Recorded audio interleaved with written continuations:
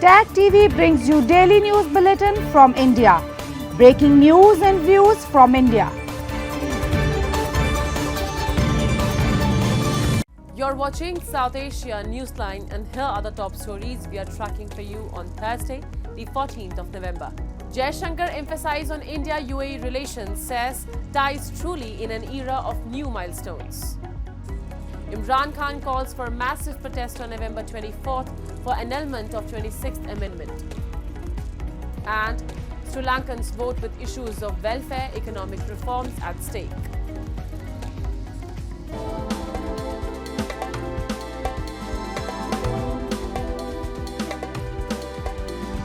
And now for all the details.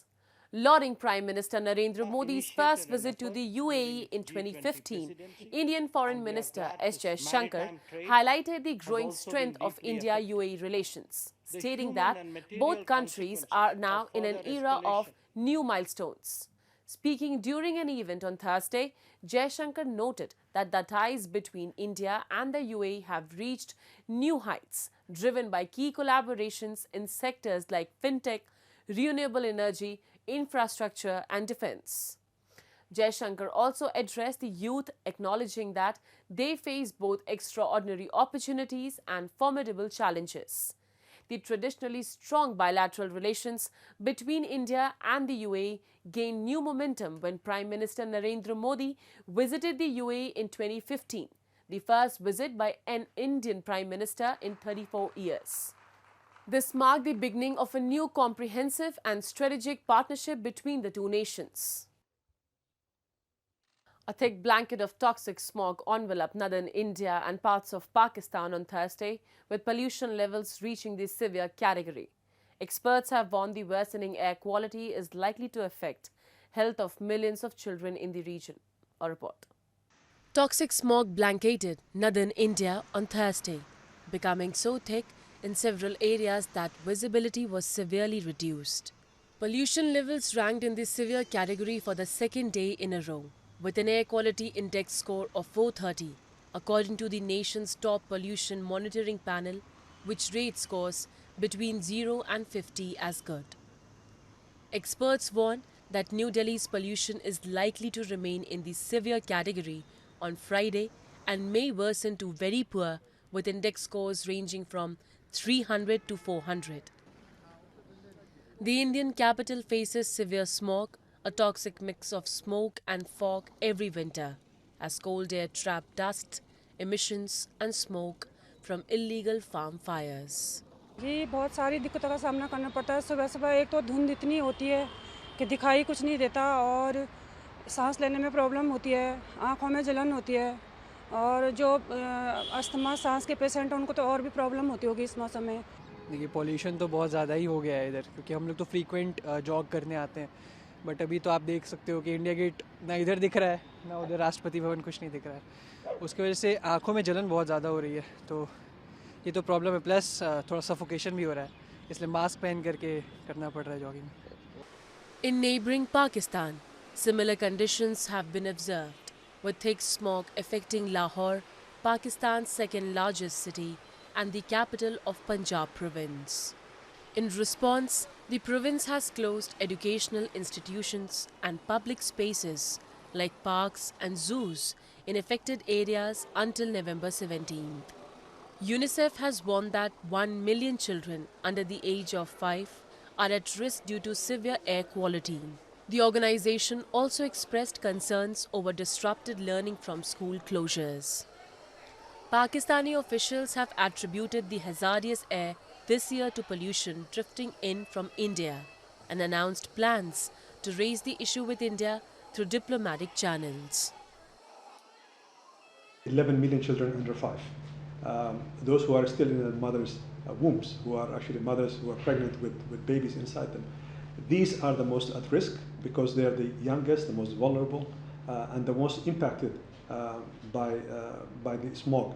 But overall, Punjab has about 31 million children under 18 and 11 million under 5 years old. Pakistan's incarcerated former Prime Minister Imran Khan on Wednesday gave a final call for a protest, urging its supporters to gather in Islamabad for a massive demonstration on 24th of November for the annulment of the 26th Amendment. Speaking to reporters in jail, Khan said Pakistan's fundamental pillars and its future had been utterly destroyed. He declared that the protest would continue until their demands are accepted, noting they wanted overturning of the controversial 26th constitutional amendment and restoration of alleged stolen public mandate in the February 8 elections. He revealed that their third demand was the release of all political prisoners who have been detained without trial.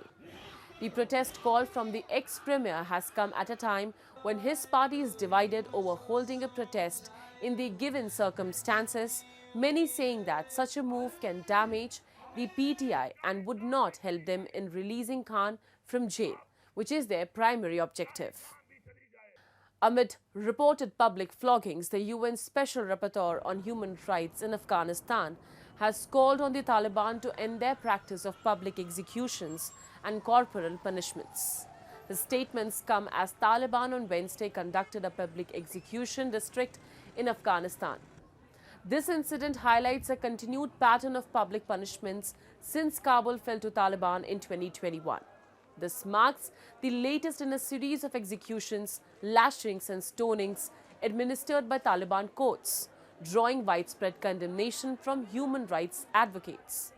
In the 3 years since their takeover, the Taliban have reportedly carried out at least 176 public executions, with over 400 additional detainees in Taliban prisons. Taliban has also banned education for women beyond 6th grade.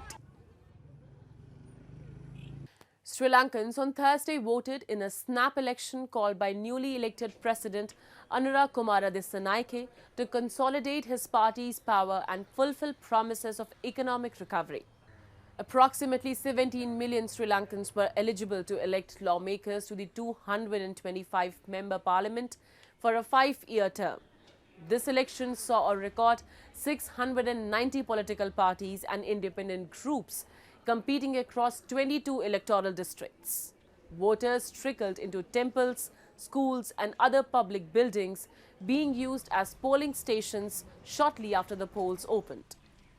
Counting of votes began immediately after polling closed on Thursday, with results expected on Friday. Analysts suggest Dissanayike's coalition is likely to gain substantial support, while a victory for a rival could lead to a policy deadlock the country cannot afford. The president, Marxist-leaning Dissanayake, was elected in September, but his National People's Power coalition held only 3 of the parliament's 225 seats, prompting him to dissolve it and seek a fresh mandate. We need to select the people who can serve the country without any corruptions. So that's why we came here to vote, cast a vote to select the correct candidate. වෙන අපි අනිවාර්යයෙන්ම ඡන්දය දීලා හරි මිනිස්සු පාර්ලිමේන්තුවට යවන එක අපේ යුතුයකම. ඒ යුතුයකම ඉෂ්ට කරන්න තමයි මම අද ඡන්ද A special tribunal in Bangladesh has asked the international police organization Interpol assistance for the arrest of ousted Prime Minister Sheikh Hasina in connection with the deaths of protesters during the protest which led to her ouster. According to local media reports, the chief prosecutor of Bangladesh's International Crimes Tribunal, Muhammad Tajul Islam, has asked the Bangladesh police chief to take initiatives for issuing Interpol's red notice against Hasina and others accused for protesters' death. The latest development comes days after Bangladesh interim government's law advisor Asif Nazrul has said government is working to red notice through the Interpol against the fugitive accused, including Sheikh Hasina. He had said government will ensure the accused are brought back to Bangladesh for facing trial. The 4-time Prime Minister Sheikh Hasina was ousted from the top office after a student protest against public job quota turned into a movement for her removal.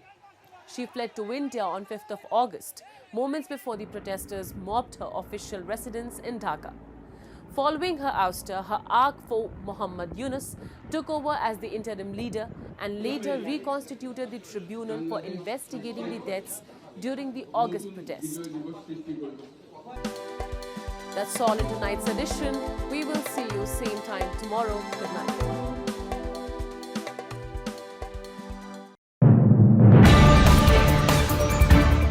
Tag TV brings you daily news bulletin from India.